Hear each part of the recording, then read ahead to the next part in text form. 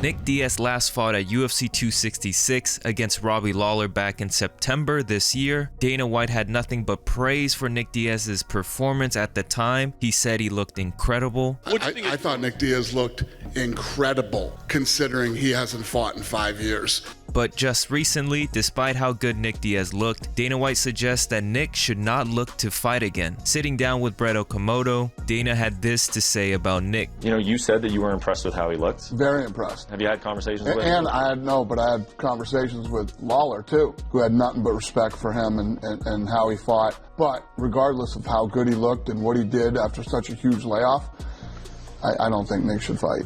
I feel like your mind may have changed on that, right? Because it seemed like you were kind of in favor of it earlier. It's not that I was in favor of it, but listen, he's a grown man and you know, he can do whatever he wants to do. I just don't think that Nick does it because he loves it. I think Nick does it because he has to do it. Mm-hmm. You know, and I don't know, man. It's just what I talk about. People always ask me, you know, what's the key to success? It's all about being happy and doing what you love. It seems to me like when I always talk about the people who sit in bumper to bumper traffic and go to a job they hate, that's what I feel like when Nick Diaz is getting ready for a fight. He's in bumper to bumper traffic going to a job that he doesn't love at all. For a guy who's been off as long as he has, nothing but respect for Nick.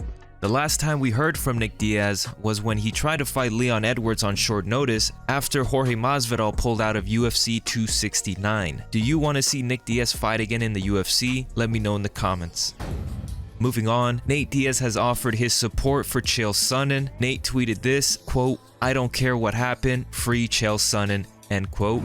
Both Peter Yan and Aljamain Sterling have officially started their training camps. All that remains is for the UFC to set the date for the rematch and send out the contracts. Derek Lewis got pulled over yesterday and uploaded the video to his Instagram. Watch this. And how much you do or do not want to spend on it, I can't tell you that. But it's up to you. It does need to have one on the front though, sir. All right, thank you. Stay safe, please. Yes, sir. All right, Chris Dawkins. I'm still 2-0. They just gave me a warning. You tried it. Jorge Masvidal is officially injury-free and ready to take a fight. Masvidal uploaded this video to his YouTube channel where he calls out several fighters to a fight. I'm off the injury list, and these little bitches don't want to sign the contract. The contract's been handed. It's in their fucking face. They know I'm off the injury list. I'm trying to get some paychecks. But in the meanwhile, since I can't rip these bitches up, I'm gonna go rip these mountains up. When you little bitches get bored of calling my name out and actually want to sign the contract from that dude that works at the little actress that works in the Disney Channel, I forgot his name, that just fought, to that little bitch that sells cheap-ass whiskey, to the fragile motherfucker that's always getting his face broken, all you little bitches could get it, man. Oh, to the one that's in England always talking shit. You too, man. Come on. One of you sign the dotted line. Let's go, man. Yes, I'm gonna embarrass you, knock you the fuck out, but you guys are gonna make a lot of money in the process. After Tyron Woodley was knocked out by Jake Paul, Woodley held a contest on his Instagram where whoever can make the funniest meme about him getting knocked out would win $5,000. Now, Daniel Cormier saw this and has a big issue with it. Speaking on the DC and RC show, Cormier says it's a very bad look that Woodley is making fun of himself. T Wood's my boy. It's not good. I love T Wood. It's not a good look. Dude, that was not good. It's not a good look. That's a bad look. And So you know what's worse? The after. I don't know what T Wood doing on social media. He posts a knockout. He make a contest about. It's like Jake Paul is beating these dudes so bad that they start to make fun of themselves. My biggest issue is these guys go in there to fight this dude. They lose to him. Ben Askren was immediately almost making fun of himself. It's almost like you're so embarrassed that you lost to the Disney kid or the YouTuber that you start to almost like become like self-depreciating. It's bad.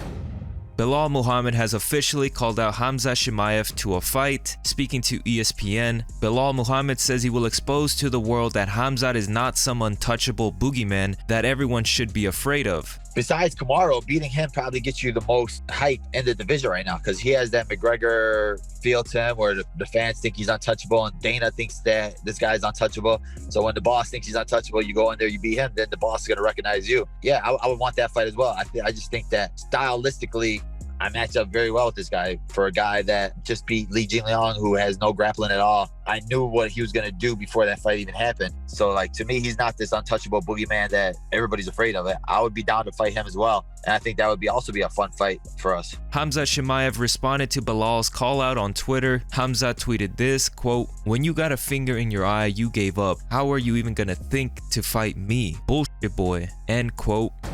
Michael Chandler has named 2 guys that he wants for his next fight. Speaking to Damon Martin on the Fighter and the Writer podcast, Chandler says he wants only big fights now, and it's either going to be Dustin Poirier or Conor McGregor next. When I came into the UFC, I wanted to fight all the top guys, and Poirier was actually one of the guys that we asked for, and he declined in the very beginning, which I have no problem with that. He was in the top of the division, and I was a new guy from outside of the UFC coming in. So he's always been a name on the list. He's a guy that I respect, a guy that I admire inside of the sport of mixed martial arts, and a guy who I would love to compete against. Obviously, Conor, I've spoken my piece about that. I think a fight between me and Conor would be absolutely huge. I mean, I want those big moments, those big fights, and those big kind of legendary status type of platforms to continue to build my career on. And then, now you look at who the champion is, Charles Oliveira. I've fought him, and people would love to see me fight him again, obviously, because of the way that first fight was.